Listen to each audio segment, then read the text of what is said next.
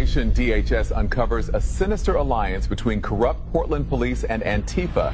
DHS just exposed local dirty cops involved in underground dealings with Antifa, and it all blew open after one journalist's arrest shocked the country. New video shows the arrest of a journalist covering the protest outside of an ICE facility there. And they continue to push me, and then eventually one of them throws a punch. And then, 20 seconds later, I end up in a hole. That's Nick Sorter, an independent journalist, arrested for trying to film the attack that left him with bruises and his equipment smashed. And a sergeant walks up and points to me and says to the officers, cuff him. No reason given. The officers didn't know what they were doing. Somebody made the call to have me arrested. We just don't know who yet, and I think we're going to find out. His crime, documenting Antifa violence the city no longer acknowledged even existed. But he wasn't the only one. Last night I got assaulted and I immediately ran to a Portland police officer. Can you guys finally do something? Portland police refused to come in and make an arrest. All of that went down in the same week at the same protest. They will attack you, and I've been physically attacked multiple times. 3 journalists attacked, 2 injured, 1 jailed. Yet, there were 0 Antifa arrests. But here's the scary part. Homeland Security had already logged 100 attacks on Portland's ICE site at that point, and still no one from Antifa was charged. And it's getting worse, because the deeper DHS dug, the clearer it became. Some of the very officers sworn to defend the city were protecting the mob instead. But when the cops stop protecting you, who are they protecting? On September 30th, independent journalist Nick Sorter was documenting an Antifa riot outside the ICE facility when he was tackled and cuffed by Portland police. While struggling to film the Antifa siege on the ICE facility, Nick was instantly surrounded by members of the group trying to avoid trouble. Nick moved through the crowd, but they attacked him anyway. So now we're going to get assaulted, you're going to be pushed, you're going to be...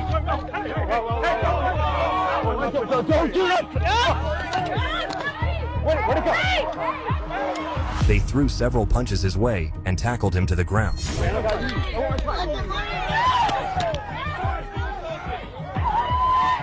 But when he walked over to the police, not to ask for help mind you, just because he thought it would be safer for him to be around cops, he found himself thrown in handcuffs and into a police van.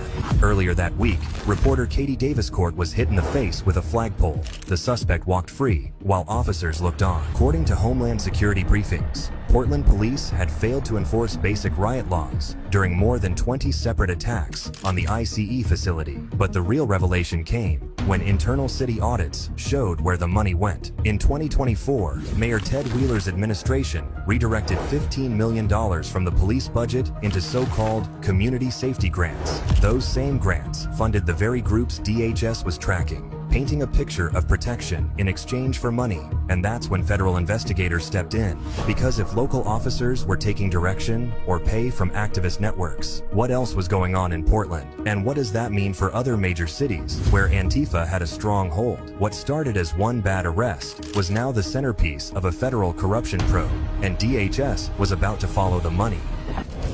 By the time DHS opened its formal inquiry, the evidence was already piling up. They were swarmed with leaked audits, quiet subpoenas, even anonymous tips from inside Portland's own city offices. Agents had their work cut out for them, but it looked like Portland police didn't do a very good job of covering its own tracks. Because when they started tracing every dollar that left Portland's community safety funds to find out where it actually went, what they uncovered didn't look like ordinary budgeting errors. It looked like a pipeline. Also pointing to GAI investigation showing coordination across cities like Portland, Seattle, and Chicago, involving people who were paid and transported to participate in the unrest. Money left City Hall under the weird labels, moved through a web of nonprofit intermediaries, and ended up in the accounts of activist collectives that had organized nightly riots. The same collectives whose members were caught coordinating with friendly officers. By August 2025, hundreds of thousands had flowed through a single nonprofit, some of it to ex-officers who still had police access. Inside DHS headquarters, Pam Bondi briefed the press.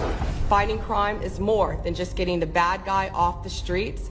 It's breaking down the organization brick by brick.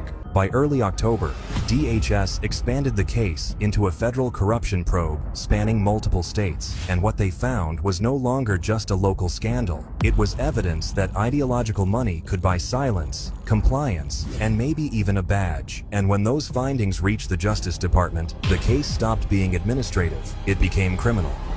By the time DHS was done with Portland PD, the DOJ stepped in to finish the job. No longer. This is not activism, it's anarchy.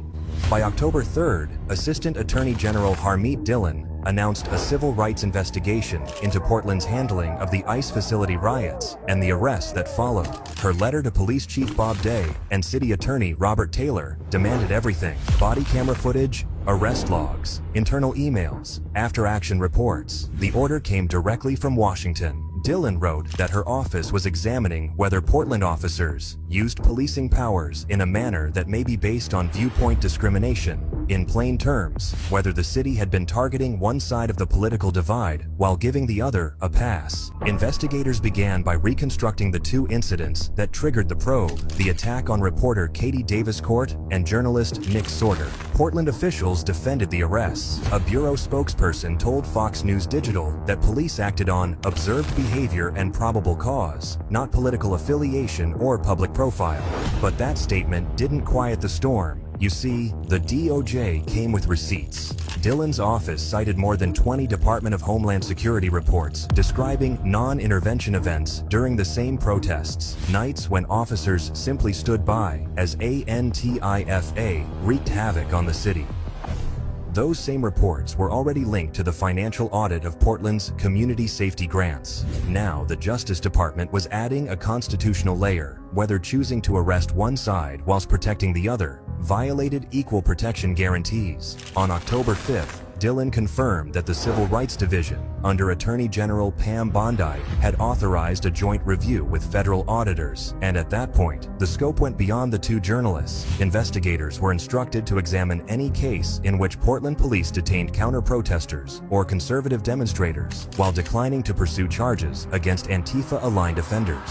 Portland PD itself issued a short statement supporting transparency and due process. But off-camera, several officers told local reporters they had been ordered to avoid confrontations with left-wing crowds for de-escalation purposes, even when federal property was being attacked. Within days, federal agents were collecting data directly from DHS field teams stationed at the ICE site. Every use of force report, every video clip, every arrest record was sent to Washington. The review would determine whether Portland had breached its agreement with the Justice Department, the same consent decree that required fair, impartial policing. All the money, and we followed it to the top of what we call the protest industrial complex. Their financial crimes analysts had already mapped the grant trail and how money got into the hands of activists.